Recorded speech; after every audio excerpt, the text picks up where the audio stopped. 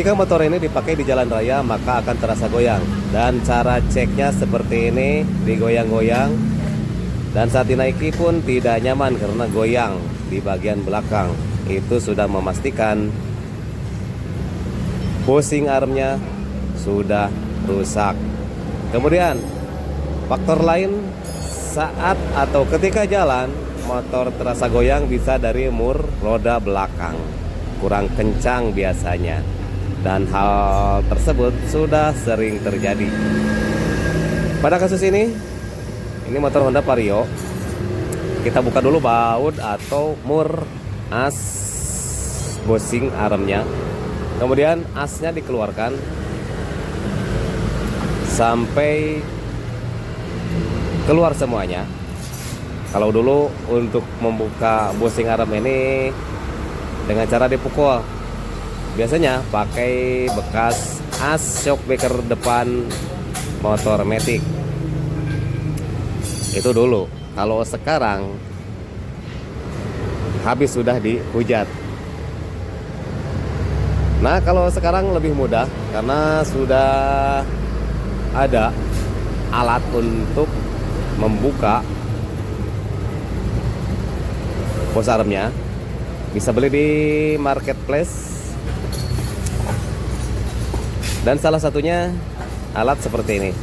Tapi sebetulnya banyak alat yang bisa dipakai untuk membuka bushing arm ini.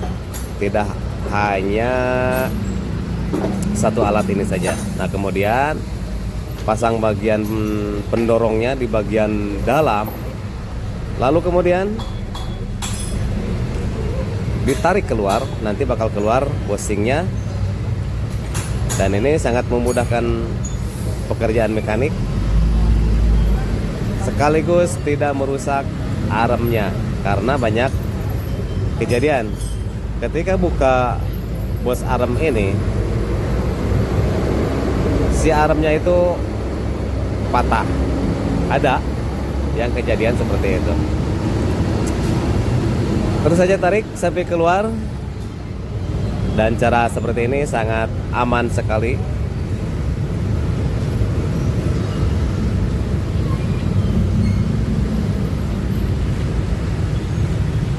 Jadi yang mendorong bushing armnya keluar itu di bagian dalamnya, karena dipasang mur pendorong. Tapi harus sedikit sabar, bisa saja pakai impact untuk memutar bautnya. Nah, seperti ini jadinya.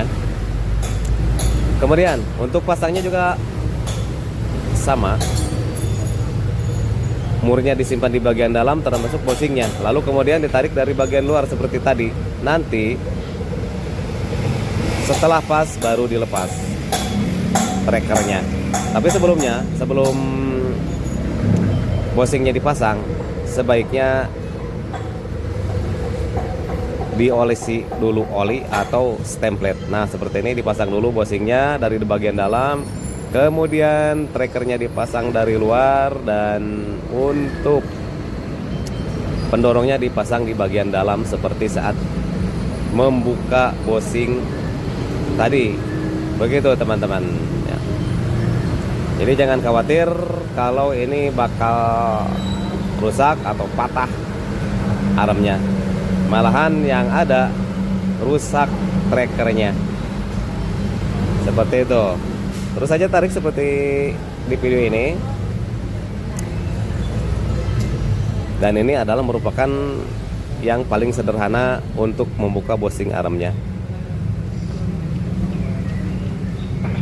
Terus saja tarik sampai pas pada permukaan luar arm, berikut bushing.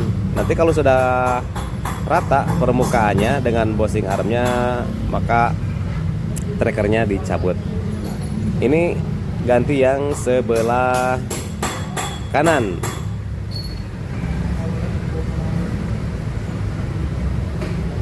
Saat memasang itu lebih ringan ketimbang saat membuka. Kenapa? Karena yang lama itu biasanya berkarat, makanya terasa berat ketika membuka atau melepas bosing armnya. Kalau pasang itu lebih ringan dan tidak perlu dipukul-pukul. Kalau zaman dulu yang merasakan siapa yang pasang bosing seperti ini dipukul pakai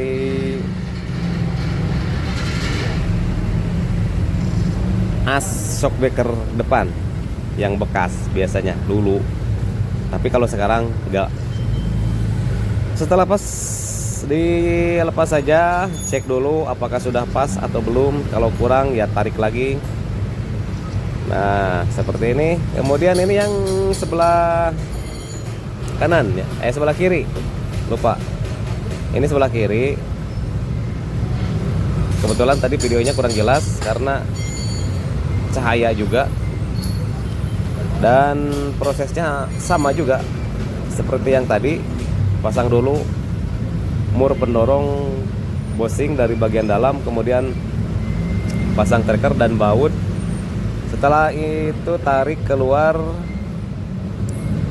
Dan apa yang saya katakan tadi, ketika melepas bosing lama itu lebih berat, lebih bertenaga dia cengkeramannya. Beda dengan saat kita pasang. Kalau pasang agak ringan. Dan di sini diperlukan kesabaran untuk melepas bosing lama.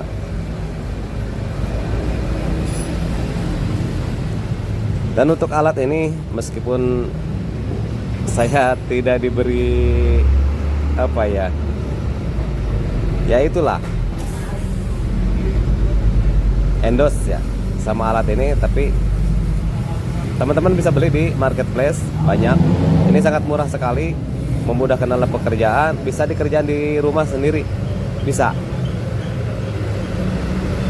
tanpa perlu masuk ke bengkel, bisa dikerjakan sendiri.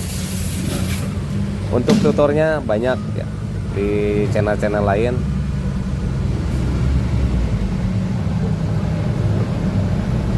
Kemudian diolesi oli supaya mudah ketika menarik bosingnya. Kalau dulu ya pasangnya juga dipukul dulu, kalau sekarang enggak ya.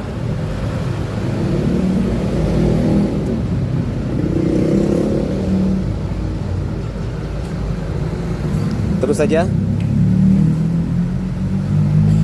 Nah, seperti ini prosesnya. Agak gampang-gampang susah memang saat memasang ataupun melepas. Nah, ini pasangnya lebih cepat karena lebih ringan.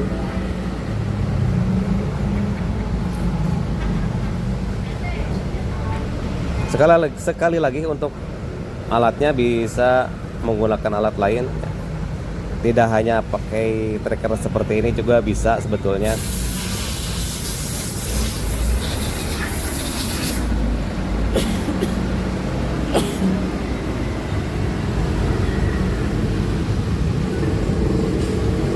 Dan ketika menarik harus hati-hati, jangan sampai kebablasan.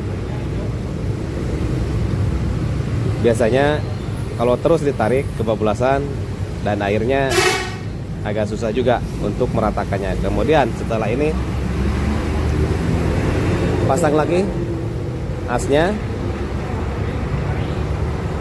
Ini bagian yang memang agak-agak sulit. Nah, seperti ini prosesnya ketika pasang as pada bosing arm motor Honda Matic Vario. Dan entah kenapa untuk motor Matic Honda ini sering sekali terjadi bosingnya cepat rusak. Beda dengan motor Yamaha, awet kalau motor Yamaha, terutama di motor Matic ya. Kemudian asnya dipukul-pukul, jangan terlalu keras mukulnya, santai saja.